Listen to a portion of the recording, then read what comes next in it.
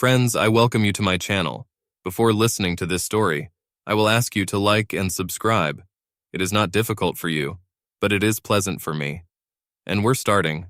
How did I get to this point in my life? I'm waiting for my wife to come home. I have news that will shock her when she hears it. As I sit here, some old song keeps playing in my head. I'll have to look for her when I get the chance. I don't know where I heard it. If you want to be happy for the rest of your life, never marry a pretty woman. So from my personal point of view, marry an ugly woman. My name is John Capone. Yes, I take a lot of responsibility for this, and I'll start my story from the day I met Tess, but we can skip a bit to fill in the blanks. Tess and I both worked at the Family Regional Bank, headquartered in Austin. I was hired from Chicago by Jeff Owens, a bounty hunter who happened to be my classmate at the Graduate School of Management at Northwestern University. My job was to help the bank enter the 21st century with the new automation of the back office. I was a senior vice president who reached the six-figure career ladder to EVP CEOO. I was also the divorced father of a beautiful 6-year-old daughter named Robin. Tess was the branch manager at one of the branches in the city center. She was also one of the fastest-growing kids in the bank, partly due to her MBA degree from SMU and her drive for success.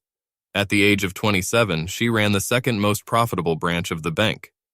I had been in charge of the back office operations department for almost a year and had not met Tess until that moment, only knew about her reputation as a rising star.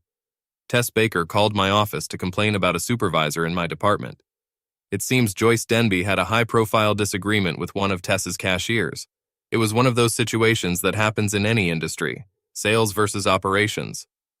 After hearing Tess Baker's version of the incident, I replied, "Miss Baker, this is the first time I've heard of this, and I'd like to talk to Miss Denby before I do anything. It seems fair. I am sure that you would have treated any complaint from a bank customer against any of your employees in the same way. I promise to call you back before the end of the day." "You're right, I would do that. Thanks for checking this out." Before I could put down the phone, Joyce was already standing in the doorway of my office. "John, can I talk to you for a second?" "Of course. Come in and close the door if you need to."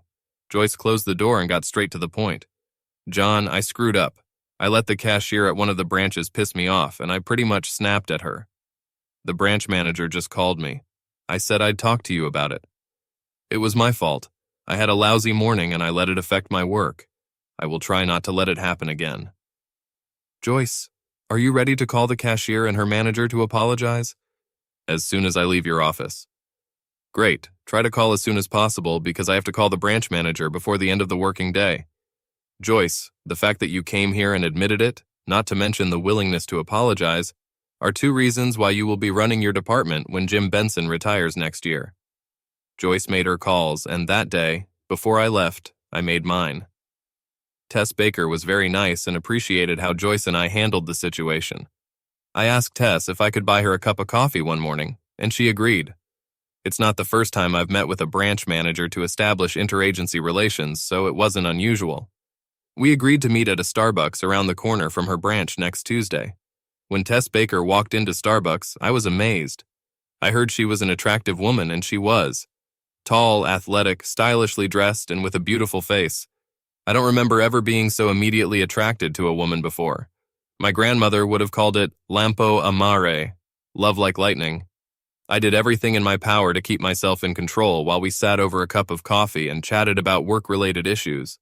I could have sat there for hours just listening to her southern voice and looking into her brown eyes, but when our coffee cups were empty, I apologized and said I had to go back to my office. "Miss Baker, would you like to have dinner with me sometime this weekend?" "Yes, I would, but only if you start calling me Tess and stop calling me Miss Baker." "Will Friday suit you?" My heart almost broke. She said yes. We agreed that I would pick her up on Friday for our first official date. Our first date was at an upscale Creole restaurant, followed by a cocktail at a downtown jazz bar. We spent a wonderful evening sharing our past and talking about where we think our career is heading.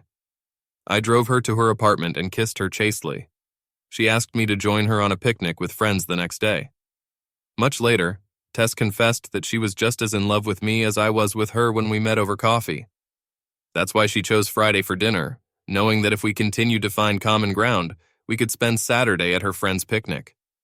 I floated through the air back to my car, making sure it was safe behind its front door. Saturday's picnic went well. Her friends seemed to like me with one exception. I'm sure her friend Ted was a little jealous, but he didn't show it, so the day went off without a hitch. I picked her up on Sunday morning and took her to church. This Catholic boy went into a Methodist church and tried his best to keep up with unfamiliar hymns. We were sitting on a bench with her parents. I'm on one end, and her father Henry is on the other. Tess and her mom are in the middle. On the bench behind us sat her two older brothers with their wives and children. After the service, we went to her parents' house for brunch. Her mom and siblings were great, but her dad was a little reserved. Later, I found out that he was a bit of a Catholic fanatic, and it didn't help that my last name was Capone. But to give him his due, according to Tess, he never said a single bad word about me. Our courtship was progressing at the speed of light, so I arranged for Tess to meet my daughter Robin next weekend. On Saturday, I picked Robin up from my ex's house, and the three of us went to the Austin Zoo. I'm lucky that Tess and Robin got along great. We had dinner together, and after we dropped Tess off at her apartment, Robin sat in the back seat and talked about how much she liked my new girlfriend. Robin and I spent Sunday together, just the two of us, before I took her to her mom's on Sunday night. On Monday, I even got a call from Sandy, my ex, at work. Robin spent Sunday evening telling Roger, her husband, and me about, as she put it, quote, Daddy's beautiful and super sweet girlfriend. What's going on, John?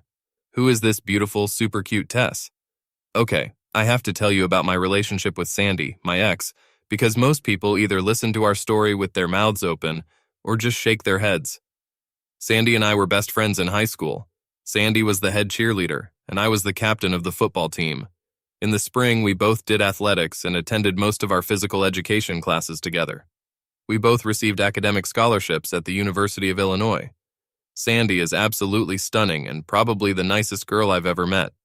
Whenever we weren't meeting other people, we were meeting each other. In fact, we broke each other's hearts and continued to be friends with benefits for ourselves from the time we were in junior high school until we got married. But here's the thing. We've never fallen in love with each other. Our hearts just weren't in love. So why did we get married? It must be Robin. Sandy stopped taking pills for health reasons and used a diaphragm. A couple of smart college seniors ended up doing the same thing that couples have been doing for centuries, getting knocked up. I know that many couples would have walked to the clinic to solve the problem quickly, but it wasn't us. We went home, told our parents about it, and said, I agree, and life was good. Sandy and I both graduated from high school, returned to our hometown, and got a job. I worked at a bank in downtown Chicago, Sandy at a local law firm in accounting. Robin was either in kindergarten or with one of our moms. I even went to night school to get an MBA. When the bank in Austin hired me, Sandy jumped at the chance to move to a warmer place. It didn't take long for her to find another job as an accountant at a law firm in Austin, where Sandy met Roger. I will never forget the evening when I came home and found out the news. Sandy cooked my favorite dish and dessert. We ate and put Robin to bed before the "we need to talk" hit me. John, I've met a man and things are starting to get serious.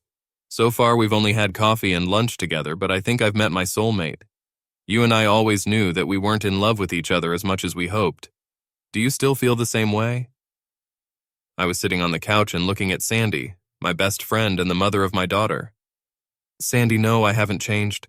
I still love you as a friend, and I'm happy that we were able to share our lives with Robin, but I always hoped that you would have it all. Where do we go next? Roger, that's his name, wants to meet you. See, I told you it's weird and it's getting even weirder. So I made an appointment to meet Roger for dinner. I'm sitting at a table in a local pub when this very handsome, well-built guy walks in. I'm not gay, but this guy was handsome. We introduced ourselves and Roger got straight to the point. The words just flew out of his head and heart. John, I am not one of those who would destroy a marriage and a family. If you tell me to get out and never see Sandy again, I'll pack my things and leave town. I love her so much. It all started innocently. We haven't even kissed yet, but there was a spark between us. And Sandy told me about your marriage and how it happened. I'm serious. Just say the word and I'll leave. Roger's statement took me a few seconds to digest. Wow, this guy was a righteous man. He was ready to quit his job and move just to avoid violating his ethics. While I was thinking about all this, I watched his eyes, and there was a slight hint of moisture in them. Roger, you and Sandy can find out if that's how it was meant to be. Sandy thinks she's found her soulmate in you. But I have two conditions if you plan to become a couple.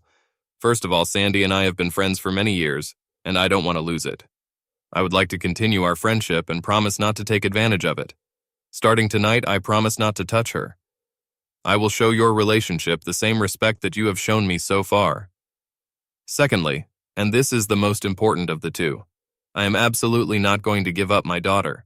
I'm going to assume that Sandy gets primary custody of Robin.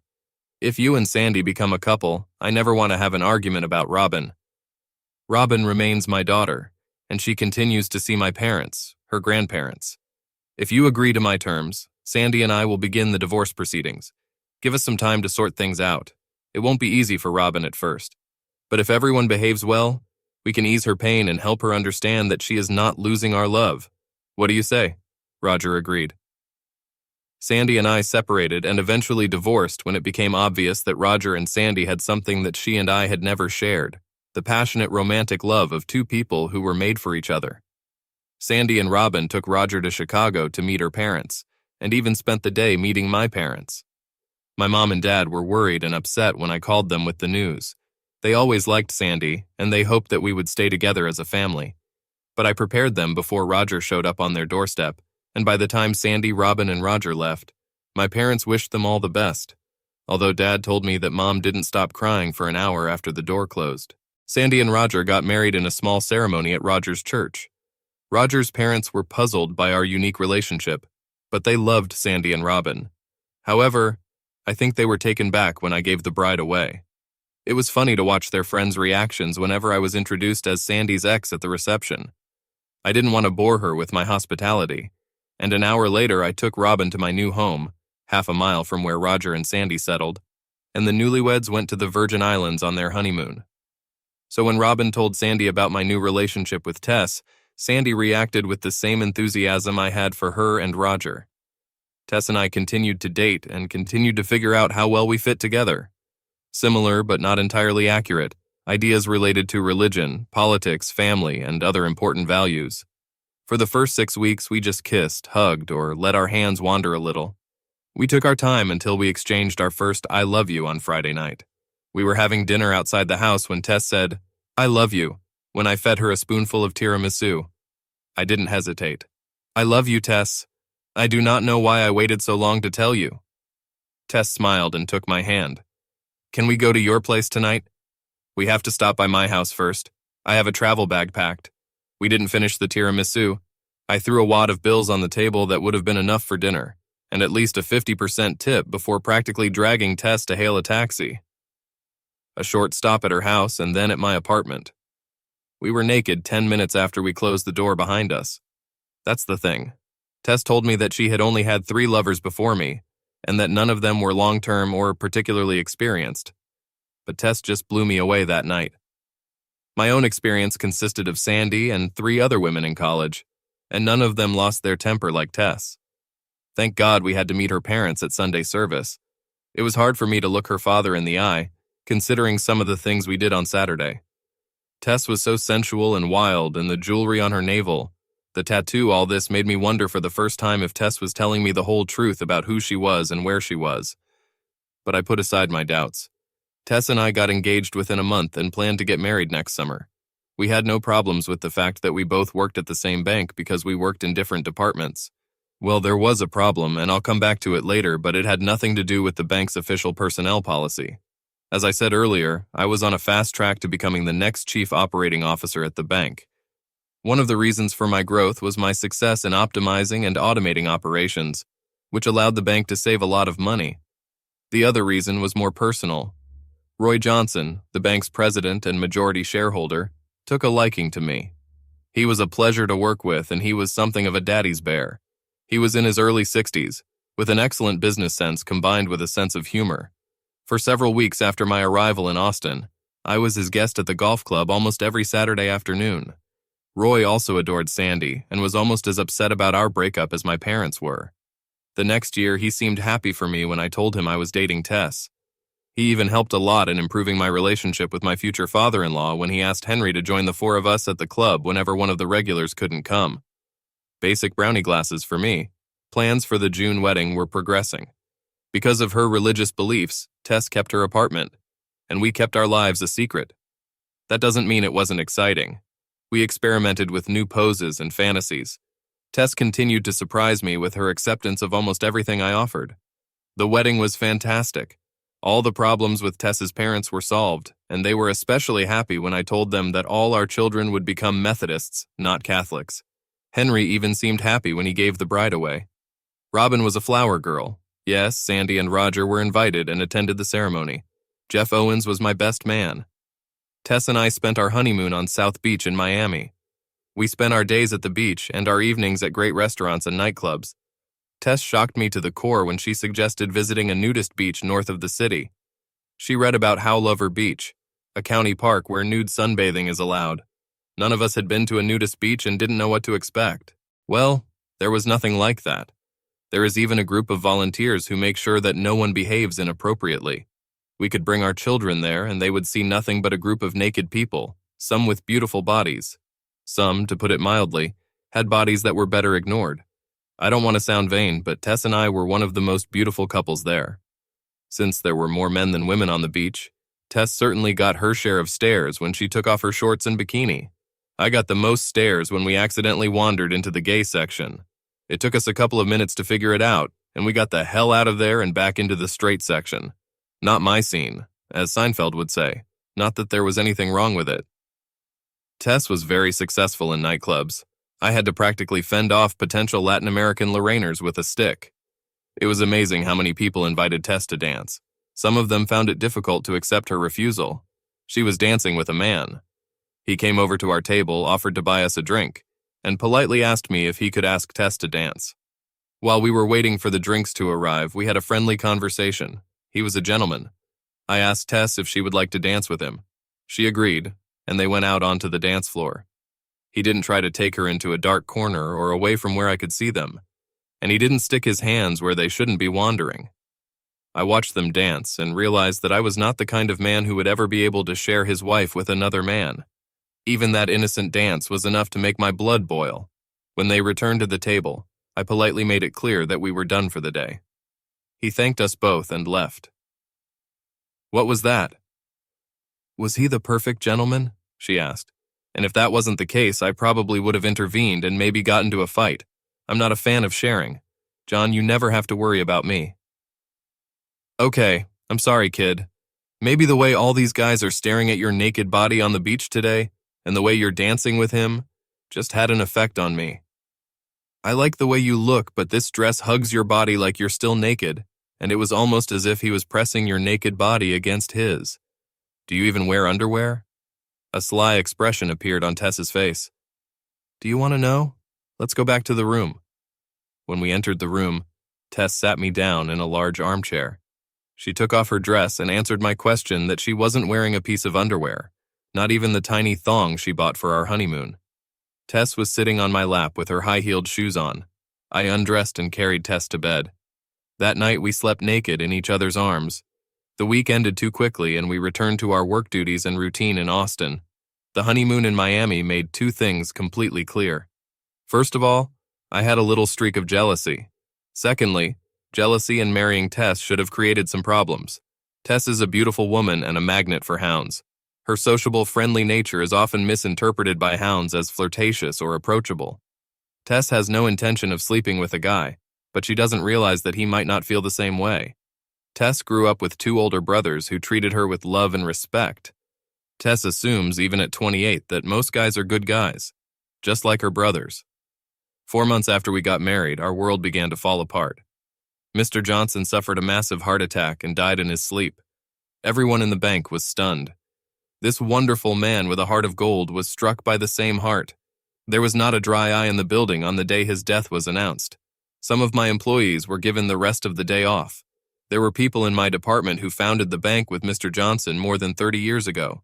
I was asked to carry the veil at his funeral, and I was honored with this honor.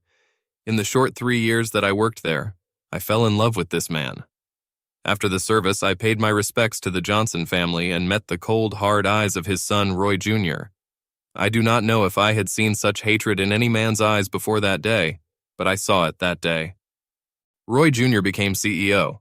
His mom still owned a controlling stake, but Jr. controlled those shares for all intents and purposes. 2 weeks after Roy Sr.'s funeral, I was called to Junior's office. I realized that this was not going to be a pleasant conversation when he asked me to address him as Mr. Johnson and not Roy.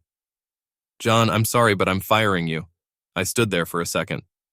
"I don't understand, Mr. Johnson. My grades have been excellent since I came in. I saved the bank millions of dollars, and I was led to believe that I would be promoted in the near future." "Cool shit, John. None of these promises are in your contract, and Texas is an employment-at-will state. Basically, I don't need a reason to fire you. There are 2 guards waiting at your desk.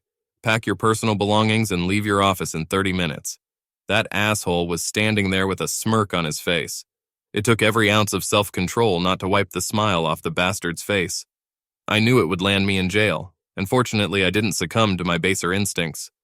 I turned around and saw one of our security personnel standing in the doorway with a taser pointed at me. I left the headquarters building and headed to the operations center.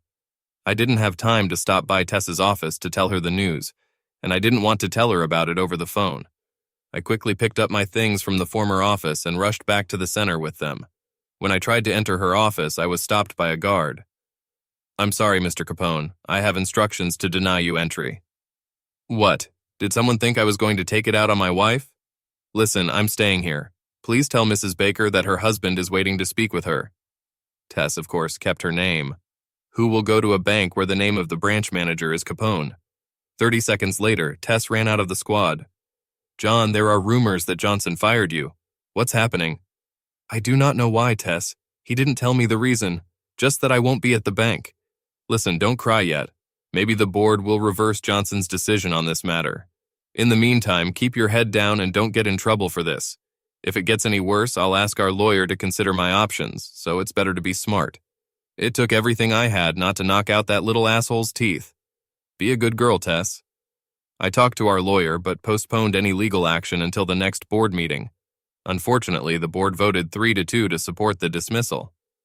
Texas is a state of its own volition, but I was still able to get a decent severance package by signing a commitment not to sue the bank.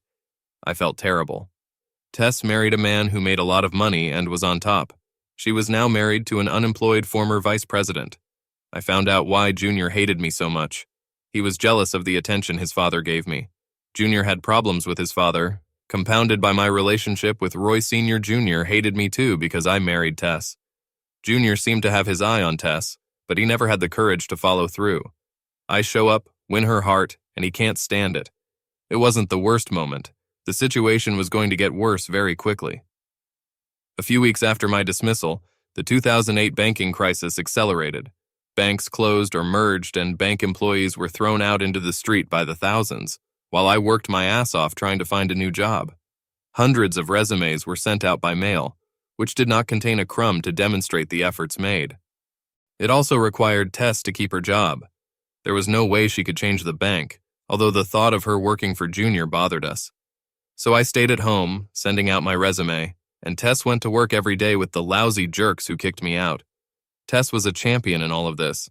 She did her best to cheer me up with words of encouragement. I can't count how many times she said, "John, I didn't marry the senior vice president. I married you. These companies are fools if they don't hire you. We'll get through this." I even considered changing my last name to Baker, but that would only raise questions if they looked at my school records. About 4 months after I was fired, Tess was told she had to attend a week-long conference in Denver.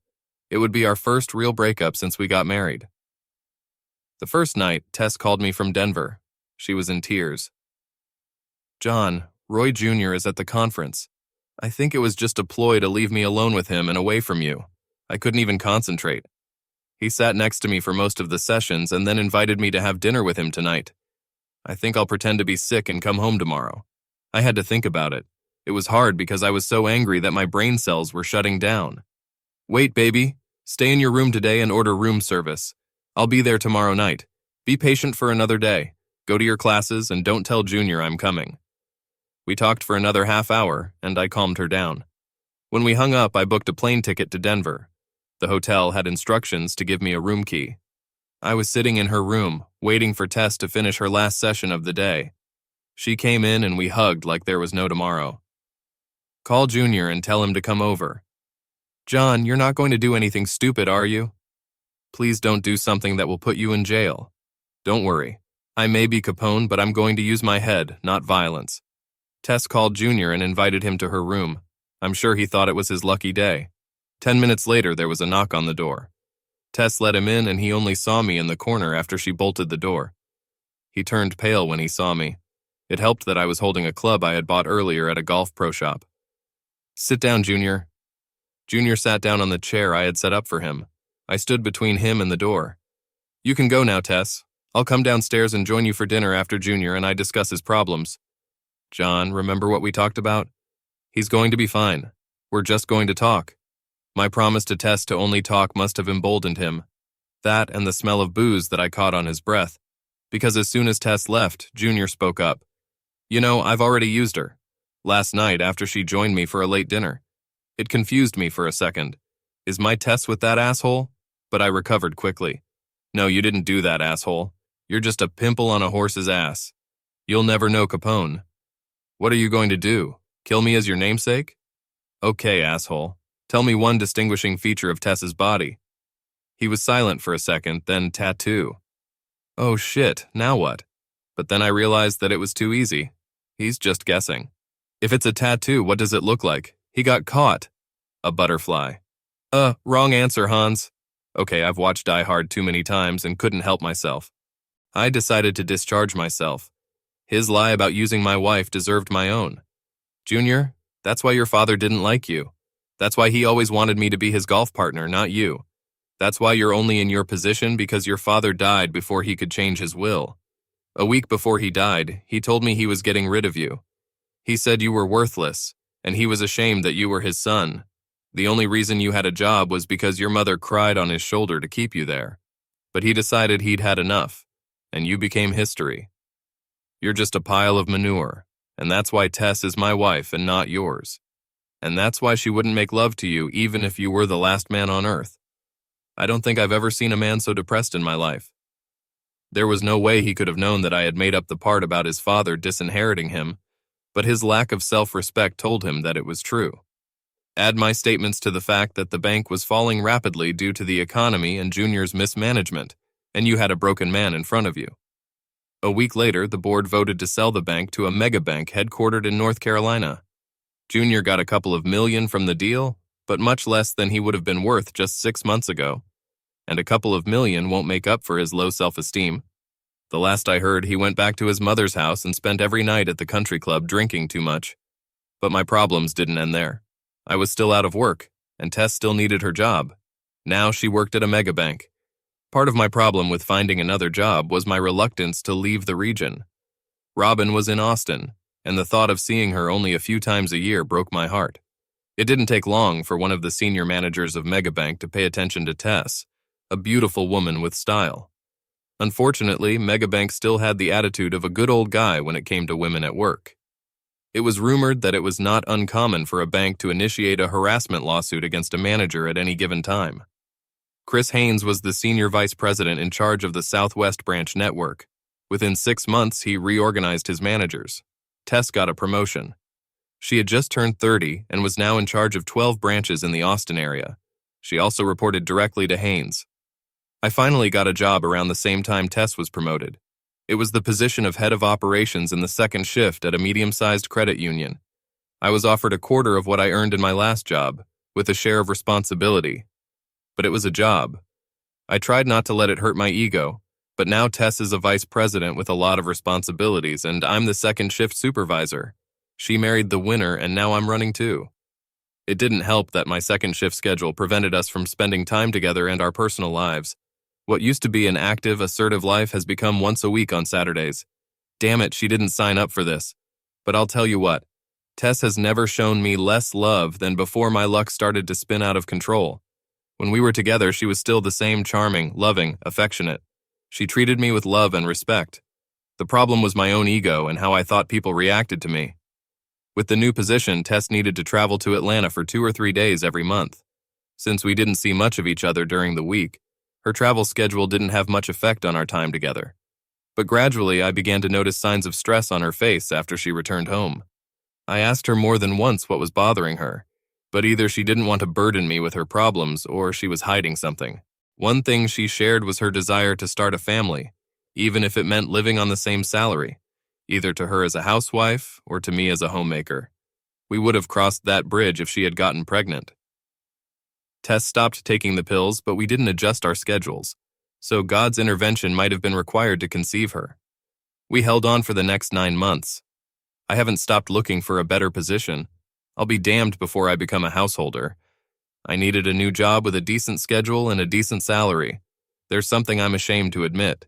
It's the only secret I intend to take to my grave and pray that Tess never finds out about my indiscretion. 5 months after we decided to try to have a child, I used the funds from my personal account, which had a lot of money, and hired a private investigator. I watched Tess for a whole week while I was working the second shift, and when she went on one of her trips to Atlanta. The detective had nothing to report during the week in Austin. Tess left the house twice a week. One evening, she went to her parents' house, and the next day she met a friend for a cup of coffee. The 2 days in Atlanta were more disturbing. The detective watched as Tess and her boss had dinner at the hotel where she was staying. They had dinner, but Tess limited herself to 1 glass of wine. Dessert was followed by a long discussion. Tess kept shaking her head. The detective couldn't hear the conversation, but it looked like Haynes was trying to talk Tess into spending the night together, and Tess was refusing. The detective stayed nearby as Tess got up and headed for the elevators. He watched Haynes while Haynes watched Tess enter the elevators. Before the doors closed, Haynes jumped into the elevator. The detective stayed too far away and couldn't get in before the doors closed, but still took a picture on his cell phone of Haynes forcing Tess to kiss. The detective pressed the up button, and when the second elevator opened a minute later, Haynes got out of that elevator, rubbing his face, which looked as if he had been hit. The detective followed Haynes to his car and watched him drive away. So that's what Tess was up against. Why didn't she let me know? Probably because she was still afraid that I would end up in prison. After I received the detective's report, I tried to get Tess to open up without giving away what I knew and how I knew it. I finally spoke out right after her next visit to Atlanta. "Tess, is there something going on between you and Haynes?" She looked at me as if I had shot her. "How can you ask me that?" "I haven't done anything to break our wedding vows." "Good. Then is Haynes doing something to harass you? Because every time you come back from Atlanta, the darkest cloud hangs over you, and it takes days to get your normal attitude back. John, please let me handle this. I'm a big girl. I know you saved me from that scumbag in Denver, but I've learned my lesson, and I need you to trust me. It's hard, baby, and you demand a lot from the man who loves you. Just remember that I'm here for you. Just remember that not every man has the same scruples and morals as me, your brothers, or your father. There are pigs who don't shy away from seducing a married woman, and if that doesn't work, they use alcohol or pills to get their way." I think I scared the hell out of Tess when I mentioned alcohol or pills. God, I hope nothing happened on this last trip. And everything was resolved within the next month after my warning to Tess. That's where we came from, where my story began. I'm sitting at our dinner table, and a silly song is spinning in my head about never marrying pretty women. I'm waiting for Tess to come home so I can tell her the news. The last few weeks have been killer. Tess was in a bad mood. She has something on her mind that she doesn't share. Something has happened. Tess came through the door and the look on her face scared me. We were married for a little over 2 years and I couldn't figure it out. But I had to get it over with. She needed to know. "Tess, sit down. We need to talk." Tess's brown eyes got even bigger. "I have something important to tell you too, but you're the first. Perhaps Tess's news will make my task easier." "Tess, I've been offered the job of Chief Operating Officer at Jeff Owens' new startup. He offered me a great salary plus 2% of the company if I joined him. This means moving to San Jose, California. I want you to quit working for those jerks at the bank, and I want you to come with me to California." Tess froze. Why couldn't I read this woman's expression? It's probably true that men are just ignorant when it comes to women, because what Tess said next was enough to piss me off. "John, I'm pregnant." "What?" "John, you and I are going to become parents.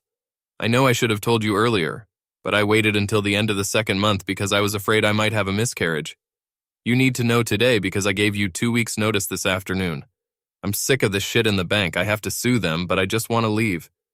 Yes, I'll go with you to California or somewhere else. I want to raise our child and be a mother and a housewife. I want to wait for you at home when you come home from work. I want the kind of life my mother had. No work on the side, and 100% be close to your family. I jumped up and hugged Tess. He lifted her to her feet and held her tightly until he thought about the baby growing in her stomach and let go. Yes, I know, but I told you that I'm just an ignorant person. Of course, the child couldn't be hurt by the fact that I hugged Tess, and I was excited, damn it. Tess and I hugged and kissed for a few minutes.